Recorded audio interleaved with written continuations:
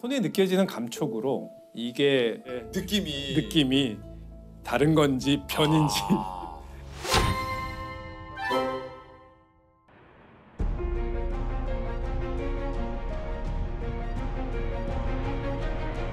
마약 수사관들이 마약 사범을 검거하는 데 도움을, 가끔 뭐 랜딩 기어가 안 내려온다든지 기내에서 화재 경보가 울린다든지 회항을 시키거나 원정 출산이 사회적인 문제로 심폐소생술을 하면서 인천대교로 간다라는 건 정말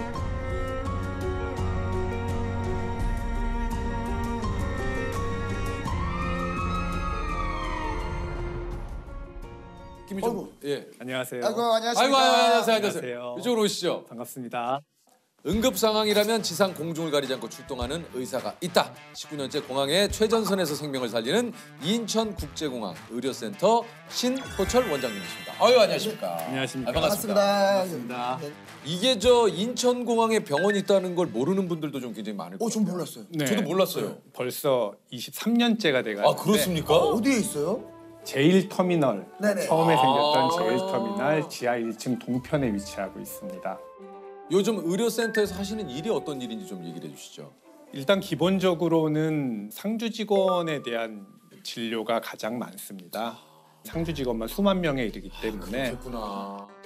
그다음에 두 번째로는 참 여러 가지 일들이 벌어집니다. 기내에서 뭐 뜻하지 않은 여러 가지 건강상의 문제가 생겨서 응급 상황이 벌어지기도 하기 때문에 제가 가지고 있는 핸드폰과 그 항공기 위성 전화가 연결이 되어 있습니다.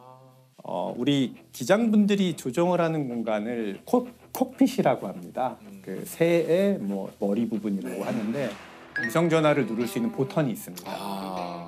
24시간 동안 언제 어느 때 울릴지 모르고요. 그러면은 원장님은 24시간 대기를 하셔야 되는 건가요? 항공의사 스님들 3분이서 3교대로 24시간씩 지금 수행을 하고 있습니다. 그러면 진짜 위급한 상황 전화도 받아보신 적 있으세요? 네, 뭐 태평양 상공에 떠 있는 항공기 내에서 응급 환자가 발생했는데 그러면 바로 위성 전화로 저한테 연락이 옵니다. 그러면 가장 심각한 경우에는 의식이 상실되거나 심장마비가 왔을 경우에 현장에서 이제 심폐소생술을 시행을 해야 하고, 많은 분들이 모르시겠지만 비행기 기내에는 여러 가지 장비와 약물들이 다 탑재가 되어 있습니다. 그래서 그런 것들을 어떻게 사용할지에 대해서 조언을 하고, 또 제일 어려운 게 회항을 시키거나 그다음에 다이버전이라고 하는 다른 경로로 가야 되는 경우를 결정하게 되는 경우가 매우 어렵습니다. 회항을 하는 경우도 있습니까? 네, 있어요. 네.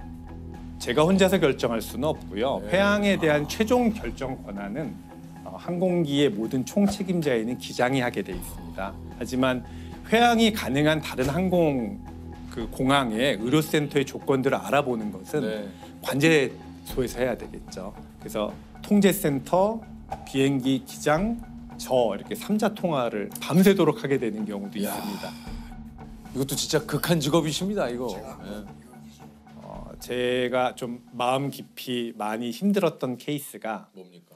러시아 쪽을 경유해서 한국으로 들어오는 항공기에서 연락이 왔는데 심폐소생술을 해야 되는 상황이었고, 그러면 가장 가까운 그 공항을 찾고 의료센터를 해야 되는데 그쪽의 공항들이 좀 더 작고 의료센터가 있기는 하지만 의료진이 거의 없는 뭐 이런 상황이었고, 기상 상황이 너무 안 좋아서 자칫 잘못하다가는 다른 승객들도 좀 위험에 빠질 수 있는 상황이었습니다.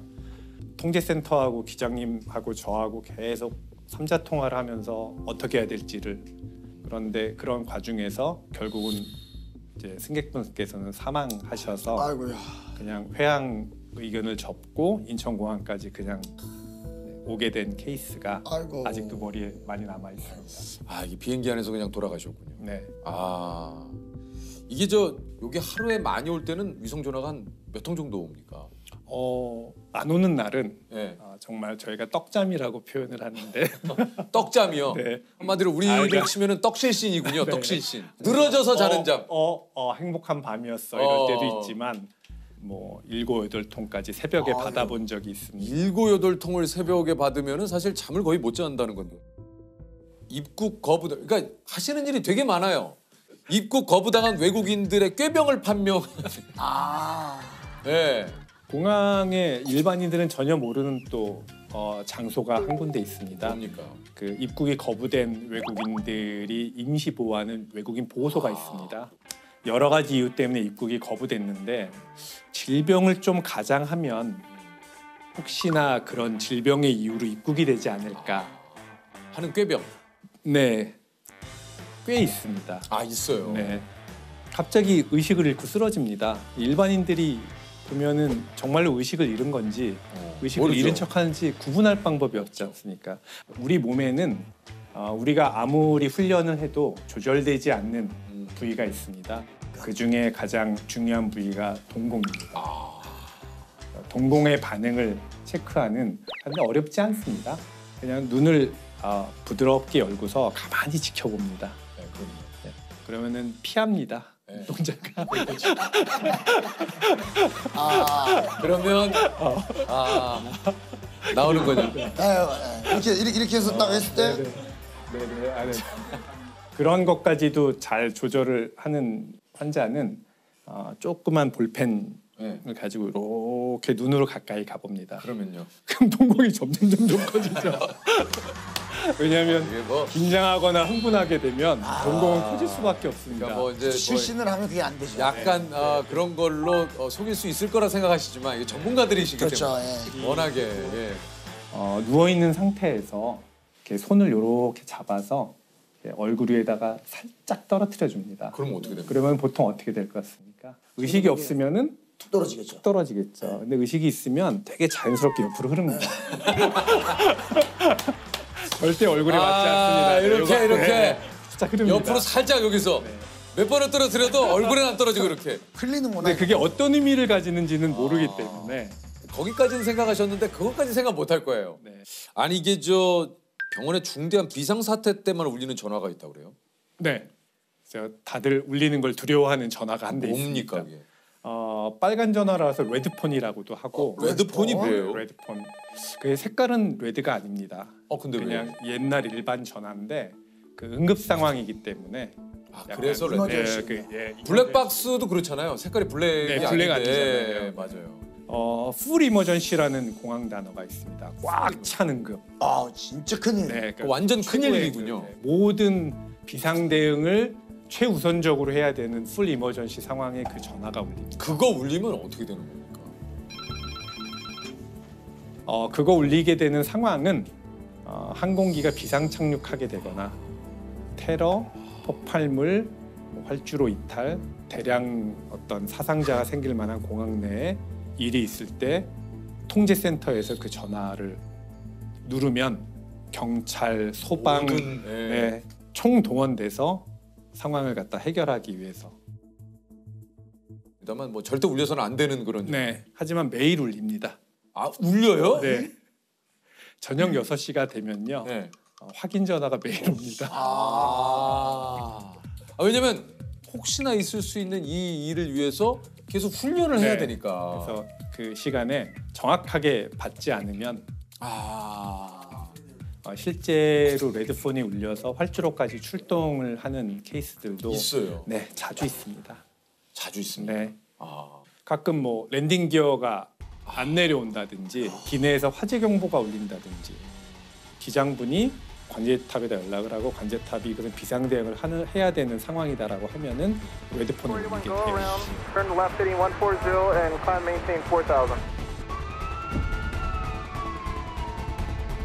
활주로까지 갔다가 비행기가 무사하게 착륙하고 그 도어까지 가는 것까지 확인이 되면 상황이 종료돼서 웃는 얼굴로 돌아오는 경우가 여태까지 있었기 때문에 얘기만 들어도 한시름을 놓네요. 네. 네. 그래서 저는 좀 비상의료 조정관의 역할도 공항에서 하기 때문에 항상 그런 상황들을 각인하고 있는.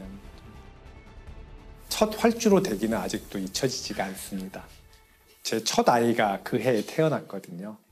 그래서 헬멧을 쓰고 그다음에 활주로 옆에 그 앰뷸런스 안에서 대기를 하고 있는데 정말로 비상 착륙이 잘못되면 그 옆에 대기하고 있는 앰뷸런스를 덮칠 수도 있는 문제이고 그 긴장감을 이루 말로 못하죠. 웃기는 말로 옆에 그 활주로 옆에 작은 도랑들이 있어요.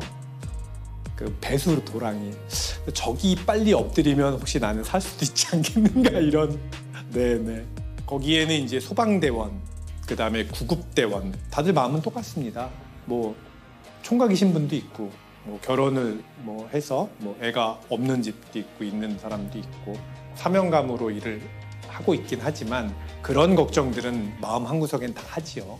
겉으로 표현을 안 할 뿐입니다.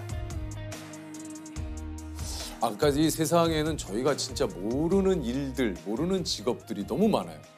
장시간 비행을 할 때 알면 좋을 팁 같은 거 좀 있을까요?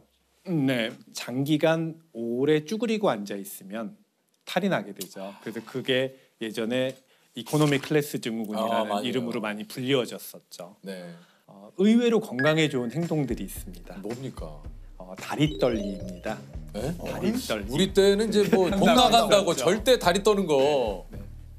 아 근데 이게 약간 긴장을 푸는데. 네, 긴장을 풀기도 하고 네, 이거 말고 아래로 한번 떨어보시면 의외로 불안과 긴장을 좀 줄여주고 그다음에 하체의 혈액순환을 좀 좋게 해주고 와 다리 떨기. 칼로리를 좀 지금 소비를 다 하게 해주고 떠네, 네, 지금 다 떨고 계시는데 다 떨어. 아니 이게 저 19년 공항 의사로 근무를 하시면서 가장 좀 긴박했던 그런 응급 순간이 좀 기억이 나십니까? 그러니까 탄생의 순간을 너무 응급스러운 상황으로 맞이하게 됐을 때가 안전하게 항공기 탑승을 할 수 있는 임신 주수가 정해져 있습니다. 그렇죠. 36주가 넘어가게 되면 네네. 항공 여행을 금기하고 있습니다. 그렇군요.